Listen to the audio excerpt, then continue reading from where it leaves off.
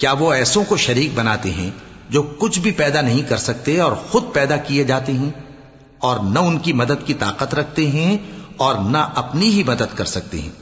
اور اگر تم ان کو سیدھے رستے کی طرف بلاؤ تو تمہارا کہا نہ مانے، تمہارے لیے برابر ہے کہ تم ان کو بلاؤ یا چپ کے ہو رہو۔ مشرکو، جن کو تم اللہ کے سوا پکارتے ہو تمہاری طرح کے بندے ہی ہیں، اچھا تم ان کو پکارو، اگر سچے ہو تو چاہیے کہ وہ تم کو جواب بھی دیں۔ بھلا ان کے پاؤں ہیں جن سے چلیں، یا ہاتھ ہیں جن سے پکڑیں، یا آنکھیں ہیں جن سے دیکھیں، یا کان ہیں جن سے سنیں؟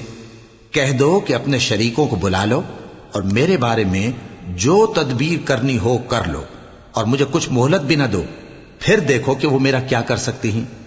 میرا مددگار تو اللہ ہی ہے جس نے کتاب برحق نازل کی، اور وہ نیک لوگوں کو دوست رکھتا ہے۔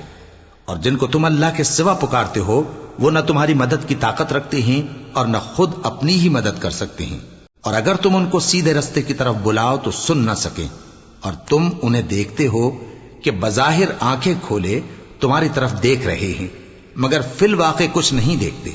اے نبی، عفو و درگزر اختیار کرو اور نیک کام کرنے کا حکم دو اور جاہلوں سے کنارہ کر لو۔ اور اگر شیطان کی طرف سے تمہارے دل میں کسی طرح کا وسوسہ پیدا ہو تو اللہ سے پناہ مانگو، بے شک وہ سننے والا ہے، سب کچھ جاننے والا ہے۔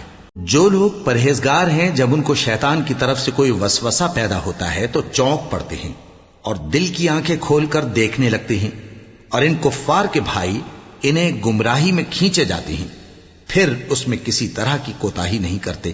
اور جب تم ان کے پاس کچھ دنوں تک کوئی آیت نہیں لاتے تو کہتے ہیں کہ تم نے اپنی طرف سے کیوں نہیں بنا لی؟ کہہ دو کہ میں تو اسی حکم کی پیروی کرتا ہوں جو میرے پروردگار کی طرف سے میرے پاس آتا ہے۔